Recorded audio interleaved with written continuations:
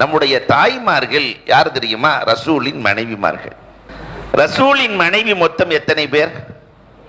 11 பேர். அந்த 11 பேரையும் தெரிய வேண்டும். அவர்கள் சொல்லித் தருகிற 11 பாடத்தையும் வீட்டுக்கு எடுத்துக்கொண்டு செல்ல வேண்டும். பெருமானார் ஸல்லல்லாஹு அலைஹி வஸல்லத்தினுடைய முதல் மனைவி அன்னை ஹதீஜா ரலியல்லாஹு தஆலா. அவர்கள் தருகிற பாடங்கள் ஏராளம் இருந்த போதிலும் ஒரு பாடம், அவர்கள் வாழ்நாள் முழுக்க முடியை காட்டியதில்லை. பெண்களுக்கு முடி ஔரத். புர்கா போட்டுக்கொண்டு முடியை வெளியே போடுகிற அனுமதியை மார்க்கம் வழங்கவில்லை. முடி ஔரத். ஜிப்ராயில் அலைஹிஸ்ஸலாத்து வஸ்ஸலாம் அன்னவர்கள் அன்னை ஹதீஜா ரலியல்லாஹுவுக்கு சலாம் சொல்ல ஆசைப்படுகிறார்கள். பெருமானாரிடத்தில் வந்து சொன்னார்கள், நாயகமே, உங்கள் மனைவி ஹதீஜாவுக்கு நான் சலாம் சொல்ல ஆசைப்படுகிறேன். நாம இருந்தால் அல்ஹம்துலில்லாஹ் வாங்கன்னு கூட்டு போயிடுவோம். ஆனால் ரசூலுல்லாஹ் என் மனைவி இடத்தில் கேட்டு சொல்லுகிறேன் என்றார்கள். அன்னை ஹதீஜா ரலியல்லாஹு இடத்துல போய் கேட்கிறார்கள், ஜிப்ராயில் உங்களுக்கு சலாம் சொல்ல ஆசைப்படுகிறார், அழைத்து வரட்டுமா? இதைவிட பெரிய பாக்கியம் என்ன இருக்கிறது? அழைத்து வாருங்கள் ரசூலே. ஜிப்ராயில் வருகிறார்கள், சலாம் சொல்லுகிறார்கள். வந்தது ஜிப்ராயிலா என்று சோதிக்க வேண்டும். சம்மணம் போட்டு அமர்ந்து கொண்டு பெருமானாரை, நாயகமே என் மடியில் அமருங்கள் என்றார்கள். ஹதீஜா ரலியல்லாஹுவின் மடியில் வலது தொடையில் ரசூலுல்லாஹ் அமர்கிறார்கள். ஜிப்ராயில் நம்மை பார்த்து கொண்டிருக்கிறாரான்னு கேட்டாங்க. ஏன்னா ஜிப்ராயிலை பார்க்கிற ஆற்றல் ஹதீஜாவின் கண்களுக்கு கிடையாது ரலியல்லாஹு அன்ஹா. ஆமா, பார்த்துக்கிட்டு தான் இருக்கிறாரு. எந்திரிச்சு இடது தொடையில உட்காருங்க. இப்ப பார்க்கறாங்களா? பார்த்துட்டு தான் இருக்கிறாங்க. தலைச்சீலையை அகற்றி மூடி தெரிகிற அமைப்பிலே அன்னை ஹதீஜா ரலியல்லாஹு அமர்கிறார்கள். இப்பொழுது ஜிப்ராயில் நம்மை பார்த்து கொண்டிருக்கிறாரா? பெருமானார் சொன்னார்கள், தலை தெறிக்க ஓடிக்கொண்டிருக்கிறார். அப்போ வந்தது ஜிப்ராயில் தான். நான் தௌராத்தை படித்திருக்கிறேன், வேதக்காரர்களிடத்தில் கேட்டிருக்கிறேன், எந்த வீட்டில் பெண்கள் முடியை திறந்து வைத்திருக்கிறார்களோ அந்த வீட்டில் ஹாஸான மலக்குகள் வருவதில்லை. இன்னைக்கு நமக்கு பக்கத்தில் இருக்கிற மாநில கேரளாவில் அவ்வளோ பறக்கத்து. காரணம் என்ன தெரியுமா? அவர்கள் எந்த நேரத்திலும் முடியை திறப்பதில்லை. ஒரு மேலே போடக்கூடிய ஒரு கவர் இருக்கும். பறக்கத்தை கண்கூடாக காணுகிறோம். இப்ப முடி என்பது ஔரத். அன்னை ஹதீஜா தருகிற அற்புத பாடம், முடி ஔரத். இனி வாழ்நாளில் நாம் முடியை மறைத்து வாழ வேண்டும். பெருமானார் ஸல்லல்லாஹு அலைஹி வஸல்லம் இரண்டாவதாக மனமுடித்தது சௌதா ரலியல்லாஹு தஆலா. சௌதா ரலியல்லாஹுவுக்கு விட்டு கொடுக்கும் மனம் அதிகம். தன்னுடைய நாளை, ஒவ்வொரு நாளும் ரசூல் ஒரு மனைவியிடத்தில் இருப்பார்கள், தன்னுடைய நாளை ஆயிஷா ரலியல்லாஹுவுக்கு விட்டு கொடுக்கிறார்கள் என்றால் மிகப்பெரிய மனம். இந்த விட்டு கொடுக்கும் மனப்பான்மை யாருக்கு இருக்கிறதோ அவர்கள் வாழ்க்கையில் தோற்பதில்லை. அலி ரலியல்லாஹு தஆலா அபூபக்கர் ரலியல்லாஹுவுக்கு எவ்வளவு மனசு தெரியுமா? விட்டு கொடுக்கிற மனசு. ரசூலுல்லாஹ் உறங்கி கொண்டிருக்கிறார்கள் வீட்டில், போய் கதவை தட்டி உள்ள போகணும். அலி ரலியல்லாஹு சொன்னாங்க, உலகத்திலேயே சிறந்த மனிதர் அபூபக்கர், நீங்க தான் கதவை தட்டணும்னு. அபூபக்கர் ரலியல்லாஹு சொன்னாங்க, நான்லாம் தட்ட மாட்டேன். ஹைருல் ரிஜால், உலகத்திலேயே சிறந்த மனிதர் யார் தெரியுமா? ஹைருன் நிசாவை மனமுடித்தவர். ஹைருன் நிசா யாரு? சிறந்த பெண்மணி ஃபாத்திமா. ஃபாத்திமாவை எனக்கா கொடுத்தாங்க? அலியை உங்களுக்கு தான் கொடுத்தாங்க. உலகத்தில் சிறந்த மனிதர் நீங்க தான் கதவை தட்டணும். அலி ரலியல்லாஹு சொன்னாங்க, சொர்க்கத்தில் முதலில் திறவுகோலை உங்கள் கையில் தான் கொடுக்கப்படும், நீங்கள் தான் கதவை தட்டணும். அபூபக்கர் ரலியல்லாஹு சொன்னாங்க, சொர்க்கத்துக்கு நிறைய பேரை அழைத்து செல்பவர் அலி என்று சொன்னார்கள், அதனால் நீங்கள் தான் கதவை தட்டணும். ஜிப்ராயிலே இறங்கிட்டாங்க, ரசூலே ஒரு காலத்தில் அவங்க கதவை தட்ட மாட்டாங்க, நீங்களே போய் கதவை திறந்து விடுங்கள். என்ன வாழ்க்கை வாழ்ந்திருக்கிறார்கள்! ஒருவரை ஒருவர் உயர்த்தி பிடித்த சூழல். நம்மை விட அவர்கள் உயர்ந்தவர்கள், விட்டுக் கொடுக்கும் மனதோடு வாழ வேண்டும் என்ற அந்த அற்புத சூழல் சௌதாவுக்கு இருந்ததை போல குடும்பத்திற்குள் இருக்கிற பெண்களாக இருக்கிற குறிப்பாக மருமகள்மார்களுக்கு வர வேண்டும். விட்டுக் கொடுக்கும் மனம் வந்துவிட்டால் அந்த இல்லம் வாழ்க்கையில் தோற்கவே தோற்காது. மூன்றாவது பெண் ஆயிஷா ரலியல்லாஹு தஆலா, கல்வியின் தேடல். அல்லாஹு அக்பர். ஆயிஷா ரலியல்லாஹு தஆலா தானும் கல்வியை தேடினார்கள், கல்வியை சமூகத்திற்கு கொடுத்து கொண்டே இருந்தார்கள். ஏறத்தாழ 73 வயதிலே ஆயிஷா ரலியல்லாஹு வஃபாத் ஆகிறார்கள். 73 வயது வரை ஆயிஷா ரலியல்லாஹு சஹாபாக்களுக்கு கல்வியை போதித்தார்கள். தானும் ரசூலிடத்திலிருந்து மார்க்கத்தை தேடிக்கொண்டே இருந்தார்கள். அதான் உர்வா ரலியல்லாஹு தஆலா, ஹதீசுக்கலை வல்லுனர் உர்வா, ஆயிஷா ரலி அவர்களே, நீங்க பெரிய கல்விமான், ஆச்சரியம் இல்லை, ரசூலின் மனைவி, நீங்க பெரிய கவிஞர், ஆச்சரியம் இல்ல, அபூபக்கர் ரலியல்லாஹு கவிஞர், அவர்களுடைய மகள். ஆனா மருத்துவம் செய்கிறீர்களே எப்படி? இதுவும் ரசூல் கொடுத்த பிச்சை தான். ஆயிஷாவை போல மருத்துவத்தை அகிலம் கண்டதில்லை. அந்த வழியாகத்தான் நம்முடைய பாட்டிமார்களுக்கு சில வைத்தியம் தெரிந்தது. இன்றைக்கு பாட்டிமார்கள் கூட சமூகத்தில் ஒதுக்கப்பட்டு விட்டார்கள். அல்லாஹு அக்பர். மருத்துவம் செய்கிறீர்கள். ஆயிஷா சொன்னாங்க, அல்லாஹ் மனிதனை படைக்க 2 மூலப்பொருளை தேர்வு செய்தான். இந்த பூத உடலை படைக்க மண்ணை எடுத்தான். ஹலக்னல் இன்சான மின் தீன். மண்ணால் உடல் படைக்கப்பட்டது. இந்த உடலுக்கு நோய் என்றால் மண்ணில் மருந்து இருக்கிறது. வைத்த வலியா, தலைவலியா, இடுப்பு வலியா, கால் வலியா? இந்த உடல் இயங்குவதற்கு அல்லாஹ் சொல்லுகிறான், நஃபக்து ஃபீஹி மின் ரூஹி, என் ரூஹை ஊதினேன் என்கிறான் அல்லாஹ். அல்லாஹ்வுடைய ரூஹ் உள்ள போனதுனாலதான் இவன் ஆடுற ஆட்டம் படாத பாடு எல்லாத்தையும் படுத்தி வச்சிருவான். காரணம் நஃபக்து ஃபீஹி மின் ரூஹி என்கிறான் அல்லாஹ். இந்த ரூஹுக்கு நோய் என்றால், மனதுக்கு நோய் என்றால் மண்ணிலே மருந்தில்லை. அலா பிதிக்ரில்லாஹி தத்மஇன்னுல் குலூப். திக்ரிலேயும் திலாவத்திலேயும் தொழுகையிலும் தான் மருந்து இருக்கிறது. அதனால் இதை வைத்து நான் மருத்துவம் செய்கிறேன் என்றார்கள் ஆயிஷா சித்திகா. இந்த கல்வியின் தேடல், ஆனா நிறைய பெண்களுக்கு கல்யாணம் முடிச்சு கொடுத்துட்டு தேடல் முடிஞ்சு போயிடுச்சு. பிள்ளைய வளர்க்கிறது, அதை செய்யறது, சோறாக்குறது, இதுலயே வாழ்க்கை ஓடுகிறதே தவிர தேடல் குறைந்து விடுகிறது. தேடலுக்கு ஒரு ஆயிஷா. 4வது ஹப்சா. அல்லாஹ் அக்பர். வாழ்நாள் முழுக்க குர்ஆன் ஓதுகிற, 7 நாளைக்கு ஒரு குர்ஆன் முடித்து வருகிறார்கள். வாழ்க்கை முழுக்க ஹப்சா ரலியல்லாஹு தஆலா. பெருமானாரினுடைய பிரதிகள் உஸ்மான் ரலியல்லாஹுடைய காலத்திலே 6 பிரதிகள் எடுக்கப்பட்டது, 6 நாடுகளுக்கு அனுப்பப்பட்டது. உஸ்மான் ரலியல்லாஹுவினுடைய பிரதி கடைசி வரை யாரிடத்தில் தான் இருந்தது? ஹப்சா. உலகத்தில் முதல் ஹாஃபில் பெண்மணி யார் என்றால் ஹப்சா ரலியல்லாஹு தஆலா. உலகத்தில் முதலில் குர்ஆனை முடித்த பெண்மணி. ஆனா இன்னைக்கு பெண்களே, நாம் குர்ஆன் ஓதுகிறோமா? கொஞ்சம் யோசிக்க வேண்டும். நம்முடைய முன்னோர்கள் எப்படி இருந்தாங்க? காலையிலும் மாலையிலும் எல்லா நேரங்களிலும் குர்ஆனோடு தொடர்பு. குர்ஆன் ஓதினார்கள், யாசீன் ஓதினார்கள், வாக்கியா ஓதினார்கள். அதெல்லாம் இன்றைக்கு காணாமல் போனது. குர்ஆன் ஓதினால் இஜ்தமஅத் அலைஹில் மலாயிகா தனக்கபத் அன்ஹு ஷயாத்தீன். மலக்குகள் வந்து விடுவார்கள், சைத்தான் போயிடுவான். நம்ம ரொம்ப தூரம்லாம் போக தேவையில்லை. ஒரு 40 வருஷத்துக்கு முன்னாடி ஒருத்தர் சம்பாதிப்பார், அண்ணன் தம்பி 9 பேர் உட்கார்ந்து சந்தோஷமா இருந்தாங்க. ஒருத்தர் சம்பாத்தியத்துல குர்ஆன் இருந்தது, தொழுகை இருந்தது, திக்ர் இருந்தது, எல்லாம் இருந்தது. இன்னைக்கு 2 பேர் 1 லட்சம் ரூபாய் பத்தல, நிம்மதி இல்லை, சந்தோஷம் இல்லை. ஏன்? குர்ஆன் இல்லை, திக்ர் இல்லை, திலாவத் இல்லை. அதனால் அத்தனை கஷ்டம். அதனால அன்புக்குரியவர்களே, குர்ஆன் ஓதுவதில் ஹப்சா ரலியல்லாஹுவை உதாரணமாக எடுக்க வேண்டும். வாரத்திற்கு ஒரு குர்ஆன், நாம ஒரு மாசத்துக்காவது ஒரு குர்ஆன் முடிக்க வேண்டுமா இல்லையா? அல்லாஹு அக்பர். 5வதாக உம்மு ஸலமா ரலியல்லாஹு தஆலா.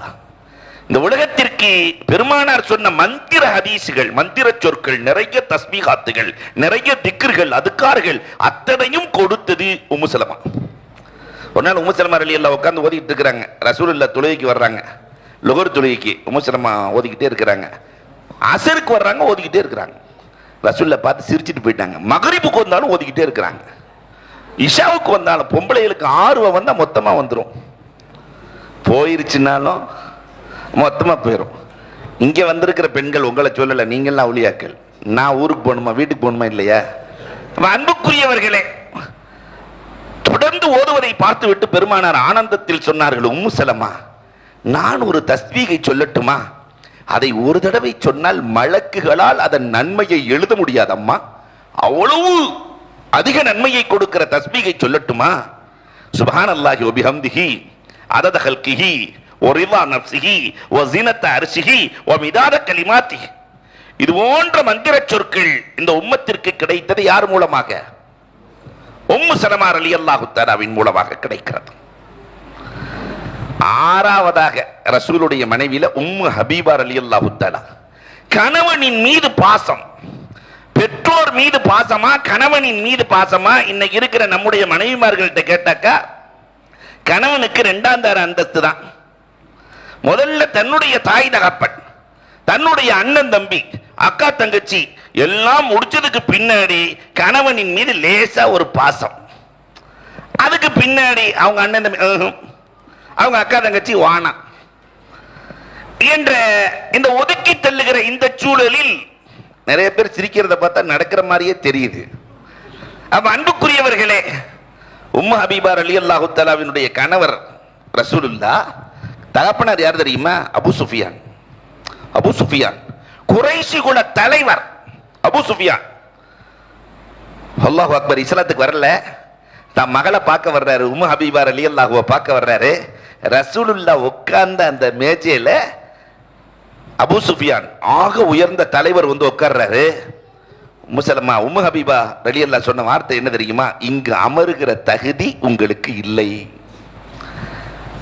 தகப்பனை விட கணவனை மதிக்கிற பெண் வாழ்க்கையில் தோற்பதில்லை. திருமணத்துக்கு பிறகு தகப்பன் முதலா கணவன் முதலா இந்த பரீட்சையில் யார் ஜெயிக்கிறார்கள்? கணவன் என் தகப்பனை விட மேல் என்று நினைக்கிற குடும்பத்தில் அந்த பெண் தோற்பதே இல்லை.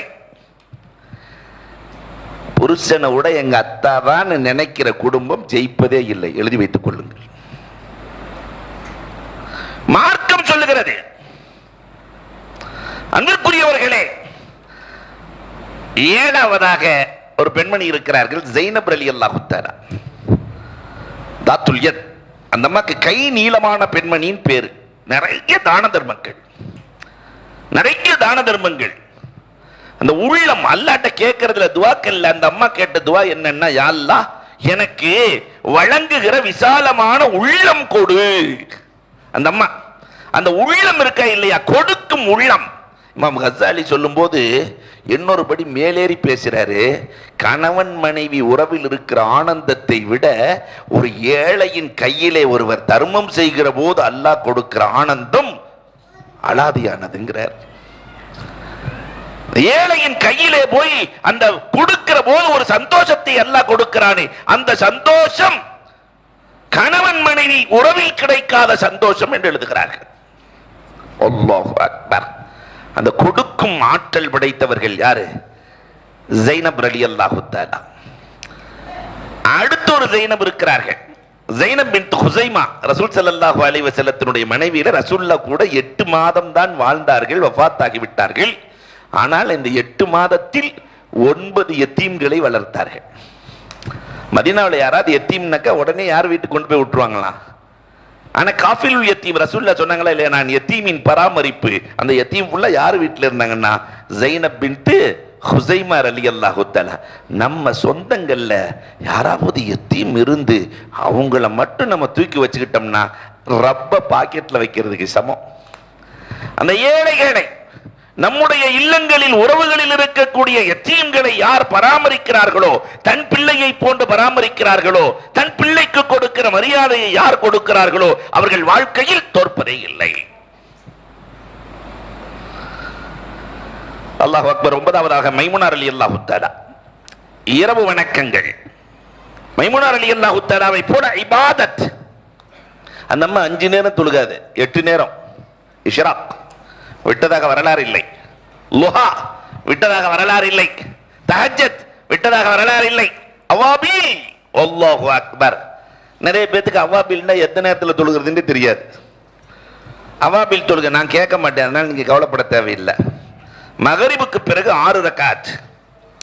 ஆனால் மகரிபுக்கு பிறகு 20 ரக்காத் தொழக்கூடியவர்களாக இருந்தார்கள். உம்மு சலமா தொழுவார்கள், மைமுனா ரலியல்லாஹு தஆலா தொழுவார்கள். அதனால் ரசூலுல்லாஹ் சொன்னார்கள், உங்களுக்கு 2 சொர்க்கம் என்றார்கள். இப்ப மகரிபுக்கு பிறகு அவ்வாபில் தொழக்கூடியவர்களுக்கு அல்லாஹ் ரப்பல் ஆலமீன் நீண்ட நெடிய நோய்களை தருவதில்லை. இந்த படுக்கை இருக்கா இல்லையா, ரொம்ப காலமா படுத்து கிடப்பாங்க, 2 வருஷம் 3 வருஷம். இந்த படுக்கை யாருக்கு வராது என்றால், யார் அவ்வாபில் தொழவில்லை, யார் அவ்வாபில் தொழுகிறார்களோ அவர்களுக்கு இந்த படுக்கை வியாதி வராது. எவ்வளவு பெரிய பாக்கியம் இந்த தொழுகையில் இருக்கிறது. ஆனா நம்ம உணரவே இல்லை. இங்கேயும் சில பேர்கள் தொழுது வருகிறார்கள், சொன்னால் முகஸ்துதியாகிவிடும். அல்லாஹ் ரப்பல் ஆலமீன் அந்த தொழுகைகளை கபூல் செய்து அருள் புரிவானாக. அல்லாஹு அக்பர். அடுத்ததாக சஃபியா ரலியல்லாஹு தஆலா. தியாகம். 10வது சஃபியாவின் தியாகம் குடும்பத்தில் இருக்க வேண்டும். ரசூல் ஸல்லல்லாஹு அலைஹி வஸல்லத்தினுடைய கடைசி நேரம், ரசூலுல்லாஹ் கடும் கஷ்டத்தில் இருக்கிறாங்க. உள்ள போய் சஃபியா ரலியல்லாஹு 2 ரக்காத் தொழுதுட்டு, அல்லாஹ் பெருமானாருக்கு கொடுக்குற எல்லா கஷ்டத்தையும் எனக்கு கொடுத்து மௌத்தாக்கிரு. என் புருஷன் நல்லா இருக்கணும், என் கணவர் நல்லா இருக்கணும், என்ன மௌத்தாக்கிரு, என்ன மௌத்தாக்கிரு. கணவனுக்காக தன்னை அர்ப்பணித்த தியாகி. 2 ரக்காத் தொழுதுட்டு வந்து ரசூல்லாவை பார்ப்பாங்க. ரசூல்லா கஷ்டப்படுவாங்க. மீண்டும் அந்த அம்மா உள்ள போகும், 2 ரக்காத் தொழுகும், மீண்டும் வந்து ரசூல்லாவை பார்க்கும். இப்படியே செய்யறத பார்த்துட்டு ரசூல்லா, அம்மா சஃபியா வாம்மா, நீ செய்யறதெல்லாம் ஜிப்ராயில் சொல்லிட்டாருமா, எனக்காக போய் போய் தொழுகிற, இதெல்லாம் ஜிப்ராயில் சொல்லிட்டாங்க, நான் அல்லாஹ்ட்ட என்ன கேட்கிறேன் தெரியுமா? பெருமானார் சொன்னார்கள், என் உம்மத்தினுடைய அத்தனை சக்கராத்தின் வேதனையும் எனக்கு கொடுத்து விடு ரப்பே, என் உம்மத்திற்கு வேண்டாம், அதனால் வேண்டாம் அம்மா.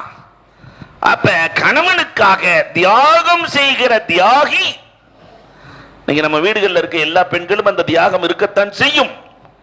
ஆனால் அந்த உண்மையான முகப்பத்தோடு கூடிய தியாகமாக இருந்தால் அந்த இல்லம் சுபிச்சம் பெற்ற இல்லமாக மாறும். நிறைவாக 11வது மனைவி ஜுவைரியா ரலியல்லாஹு தஆலா, கலிமத்துஹா கலிமத்தே கஸாலா. அந்த அம்மா பேசிச்சுன்னா மான் போல பேசுவார்களாம். அந்த வார்த்தை ஜுவைரியா ரலியல்லாஹு பேச பேச ஆயிஷா ரலியல்லாஹுக்கு கொதிக்குமா. என்ன நினைக்குதோ ஜுவைரியா அதை நிறைவேற்றிட்டு போயிருதே, பேசியே ரசூல்ல நம்ம கடமுடான்னு பேசிட்டு. பொதுவா ஆயிஷான்னு பேர் இருந்தாவே கொஞ்சம் வேகமாக தான் பேசுவாங்க. அன்னையிலேருந்து இன்னைக்கு வரைக்கும் நீங்கள் ஆயிஷாங்கிற பேரை வச்சுட்டாவே அந்த அம்மாவுக்கு கொஞ்சம் வாய் கூட இருக்கும். என்னன்னா அந்த அதனால இங்கே இருக்கிற ஆயிஷா யாரும் கோச்சுக்க வேணாம், உங்களெல்லாம் சொல்லலை. அப்ப அன்புக்குரியவர்களே, கலிமத்துஹா கலிமத்தே கஸாலா, எதையும் அன்பாக பேசி சாதிக்கிற, கணவனிடத்திலே அன்பாக பேசி சாதிக்கிற பெண்மணிகள் வாழ்க்கையில் தோற்பதில்லை. ரசூல்லட்ட போர்க்களத்துக்கு போகணும், ரசூல் ஸல்லல்லாஹு அலைஹி வஸல்லத்திட்ட போய் நான் போர்க்களத்துக்கு வரணும்னு அந்த அம்மா என்ன செய்யாது, சொல்லாது. ஜுவைரியா ரலியல்லாஹு தஆலா பெருமானார் ஸல்லல்லாஹு அலைஹி வஸல்லத்திற்கு என்னென்ன தேவையோ அது முழுவதையும் மற்ற மனைவிகளை விட முந்திக் கொண்டு சரி செய்வார்கள். நீங்க போருக்கு போறீங்க ரசூலே, உங்களுக்கு இது வேணும் இது வேணும் இது வேணும் எடுத்து வச்சோன்னே ரசூல்லா சொல்லிடுவாங்க, இதெல்லாம் நான் மற்ற கவனத்தில் இருக்கிற, இது எல்லாம் நீ தான் எடுத்து வைக்கிற, அதனால நீயே வந்துரு, வேலை முடிச்சு. அப்ப அன்புக்குரியவர்களே, அந்த வரலாறுகள் நீண்ட வரலாறுகள் சுருங்க சொல்லுகிறேன். இப்படி 11 மனைவிகளிடத்திலும் 11 பாடங்கள் இருக்கிறது. அதே மாதிரி ஜுவைரியா ரலியல்லாஹுவின் நிறைவான பாடம், உறவுகளை விட்டு கொடுத்ததாக வரலாறு இல்லை. எல்லா உறவுகளோடும் சேர்ந்திருந்த பெண்மணி ஜுவைரியா ரலியல்லாஹு. நாமும் உறவுகளை அரவணைத்து ஐங்கால தொழுகையை சரியாக தொழுது இந்த 11 பெண்களும் கொடுத்த பாடங்களை நிறைவாக பெற்று வாழுகிற தௌஃபீக்கை வல்லோன் அல்லாஹ் நம் அனைவருக்கும் வழங்குவானாக. வாஹிரு தஅவானா அல்ஹம்துலில்லாஹ்.